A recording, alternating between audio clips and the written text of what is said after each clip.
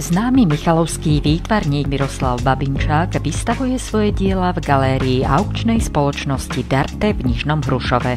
Je pravda, že v aukčnej spoločnosti robíme hlavne aukcie biznisových diel, čiže tie vážne obrázky, ale posledné roky dávame priestor aj súčasným žijúcim autorom.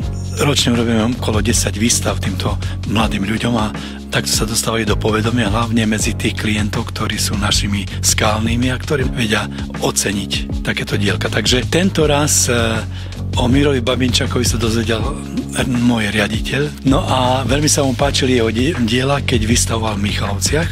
Tak prišiel s týmto typom, že urobme pre našich klientov takúto peknú autorskú výstavu s tým, že ukážeme michalovského východniara, ktoré ja osobne protežujem, aby sa dostal do povedomia celej tejto európskej obce zberateľov. Vidím, že veľmi veľa ľudí má záujem o toto moderné umenie, ktoré on stvárňuje, pretože pre mladú generáciu je to čosi úžasné. Desiatky Babinčákových diel sú tematicky aj technicky rôznorodé. Najviac je tu zastúpená technika sieťotlače, potom som tu dal aj maľbu v štýle street artu a maľbu v štýle komiksu. Všetko sú ručne maľované.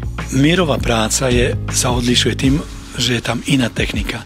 Bežní umelci, ktorí tu na Slovensku sú, tak majú štete z farby a riešia techniku maľovania, ale on prešiel na čosi podobné, čo sa objavilo aj v Amerike u Andyho Warhola, čiže prešiel na tie svoje screen printy, ktoré domaľúva, dotvára a ja myslím, že je tu jedinečný na Slovensku, ani veľmi veľa takýchto umelcov nie je, ktorí touto technikou pracujú a vytvárajú umelecké diela. Cez sito je perforovaná farba a ako cez šablón. Na sieťotlači je dôležité vybrať si najprv námet, pri ďalších postupoch si zvoliť zhruba farebnosť, čiže urobí sa podmaľba, namaľuje sa to, urobí sa sieťotlač a potom sa ešte môže domaľovať. Farby sa môžu meniť podľa nálady, alebo aj opakovať niektoré veci rovnakým štýlom. Na rozdiel od bežných výstavných priestorov funguje aukčná galéria Darte inak.